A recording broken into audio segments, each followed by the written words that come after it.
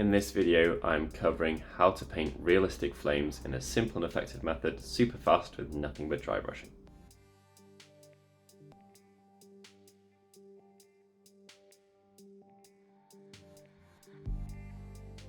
Okay, so on today's tutorial, check that out. This was a doddle, like super easy. I'm not just saying that, there is, apart from the little dots of the embers that I've done on the flames, there is zero precision in here whatsoever. It is really, really simple. And each stage literally takes like 30 seconds. So while you're doing it, you feel like no time's passed at all and suddenly you've just got this really nice little glowing thing. This tutorial was done as a result of being mass requested. So if you have any more requests, please do pop them below, get engaged. We love it. We read every single one of them, each and every one.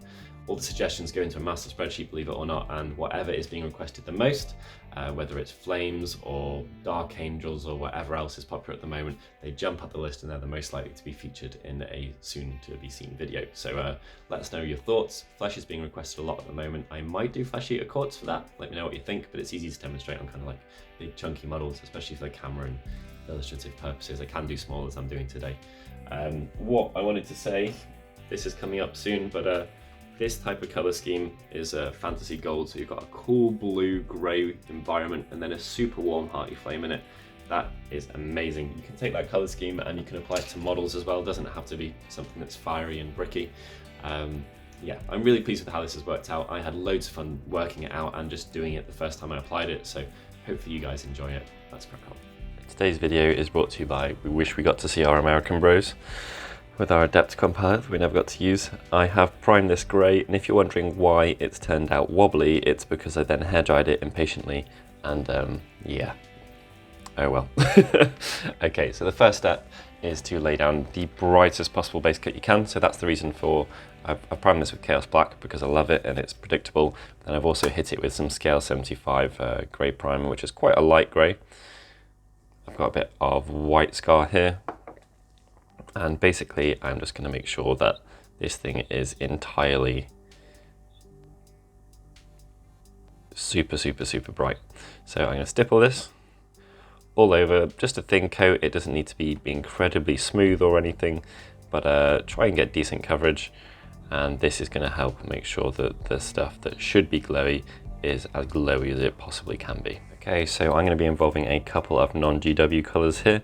These are the two fluorescents, fluorescent orange and fluorescent yellow from Vallejo Model Colour. They are phenomenal. They are really powerful tools to have in your hobby arsenal. One thing to note about them is that they are pretty much translucent and they are quite gloopy and thick. They're viscous, so they don't cover amazingly well, but they do filter really well and they do play with others really well. So on that subject, Flash Kits Yellow, which is going to look drab in comparison. Grab a little fluorescent yellow. And then this is just going to be base coated all over our flame. So every single part of the flame. And a little of the surrounding areas will get hit. Don't worry about that. The important thing is to just make sure that we get every single part of the flame. There's a fire. So what I'm doing here is mixing up a white wash, which is literally just white paint and water. And this is liberally going to be painted. You're aiming for the recesses, but it doesn't matter if you hit any of the raised areas, because by definition, given that we're dry brushing here, they're going to be hit anyway. So this is being liberally washed over the entirety of the piece. All right, so once that is dry, I'm going to just glaze our fluorescent yellow all over the piece, and the aim is to, again, you're only really concerned with the recesses, but particularly that we're keeping it thin. We don't particularly mind if it hits other sections, so this is just to keep the inners as bright as possible. Okay, so we've got our glowing recesses there, and now it's a matter of much more conventional dry brushing. The only difference being we're going in the wrong direction, so rather than going from dark up to light, as you may be used to, we're going to be going from light up to dark, which sounds and feels a little bit weird in practice, but we'll power through it. So we've got our Flash Kits Yellow here.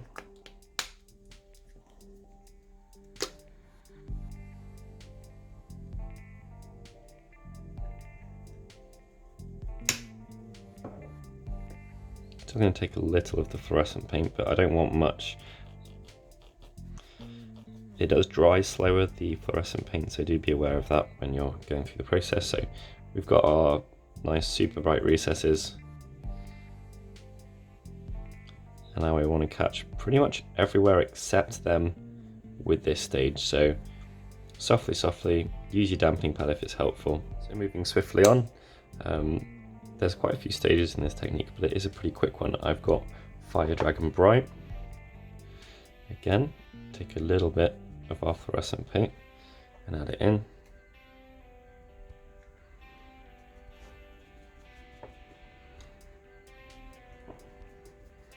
It's really important here not to go in too heavy-handed, because particularly going with dark colours over light, by definition these colours cover so much better than their predecessors at every single stage. So take care, make sure you've got the right amount of paint on the brush, and aside from the amount of paint and the pressure that you're using, there isn't any particular area that you're aiming on these or anything like that, so you don't need to take care in some ways and you do need to take care in other ways. So build it up steadily. You can already see that that hint of realistic fire effect that we're going for.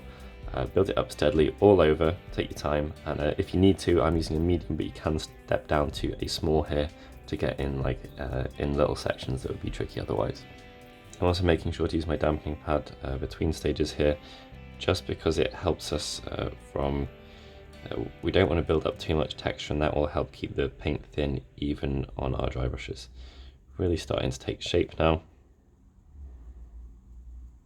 We do want to be hitting less each time, so go softer each time, and this is one of the reasons why it's so important to make sure that you hit quite a large proportion of stuff in the early stages. You want that noticeable reduction in each step you go. You want to be hitting less and less and less. So you have a little Wild Rider red here.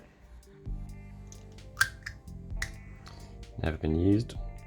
It's never been used because it's a little bit of a drab red, in my opinion. Luckily, we've got some fluorescent orange to pull it up. Colouring in all my stars. Okay, so at this point, we do want to really make effort to hit less than we've been hitting in previous steps. So you can concentrate on the flames towards the top, or you can hit all of them still, but just be really, really careful and soft in your application. You are starting to see it look pretty amazing. Next, we've got Evil Suns.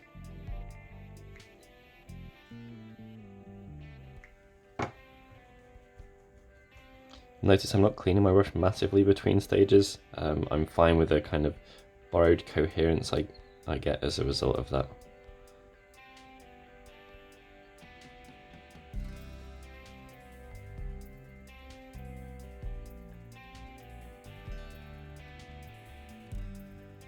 As I mentioned, I'm being careful here. I don't want to be hitting as much with this step as I was with the previous step, and likewise with the next. I don't want to hit as much as I am with this. So do take care. You've got your dampening pad, as I mentioned a few times, if you want to soften that paint up.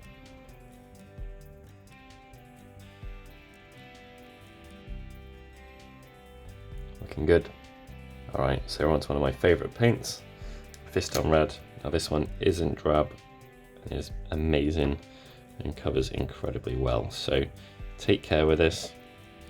Use my dampening pad a little.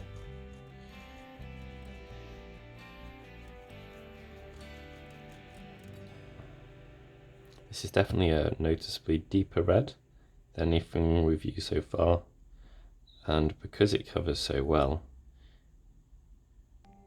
this step will barely take any time whatsoever.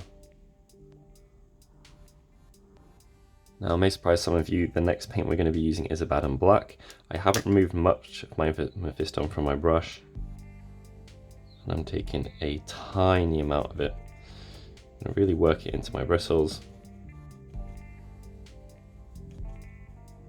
Dampening pad 2, test it elsewhere. Now, Abaddon Black, you may have heard me saying before, is it's useful in some ways, and one of the ways it's useful is that actually by black standards its coverage isn't very good.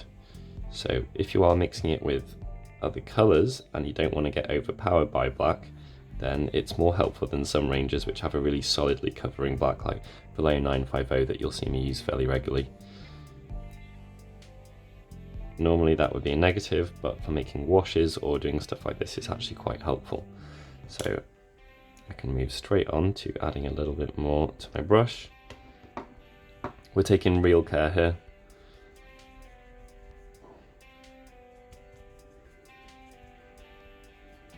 No point rushing. Really making sure I've got exactly the type of texture that I want on the brush.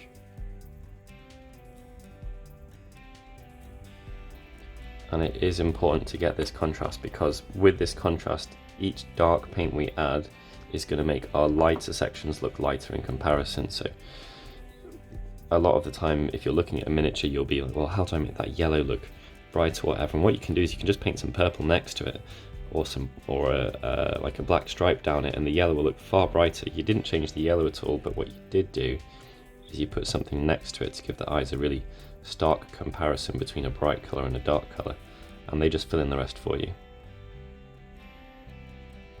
Alright, so that looks pretty fantastic. I'm super pleased with that. That's not bad for an experiment, is it? I had a little bit of a Google and a Pinterest search beforehand, looked at some inspiration, and we've just tried to follow that. So that is how to paint Glowing Flame. Super easy, very, very forgiving if you just do the right steps in the right order. I know there's a few of them, but you can reduce some of those if you want. But in terms of the time it takes to do each of those stages was about 30 seconds, especially if I wasn't talking. So once we get to this stage, all that's left is to give our brush a little bit of a clean. And then a final careful black.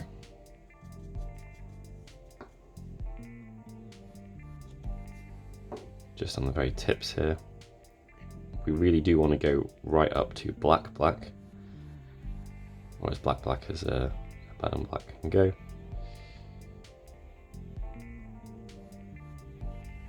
There we go. Now one type of detailing you do have available to you, but is a little bit scary, and is also, it's just, again, it's down to personal taste, is dotting kind of little embers in your flame. So if you are doing that, get a white, get a brush with a pointy point. I'm just using a size 0 here, but I did these with a size 4 actually. And then just try and randomly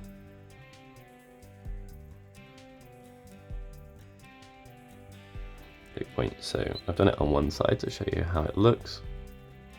I've left the other side clear. You can pick which one you prefer.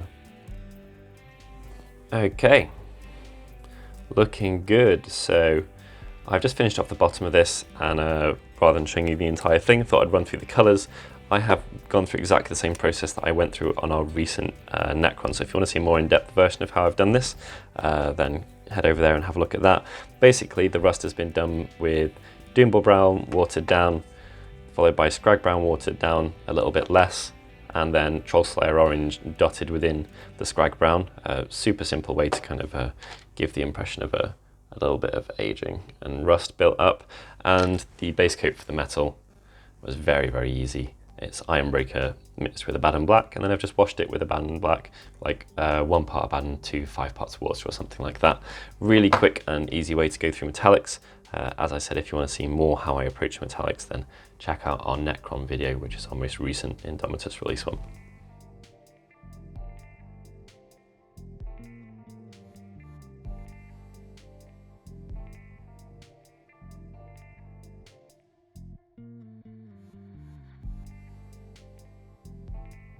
Alright, so we are done. As I showed you before, it does look better in its environment, but it looks great on its own as well. You could have this as part of a model, you could have a larger flamey thing, you could apply this to a Balrog.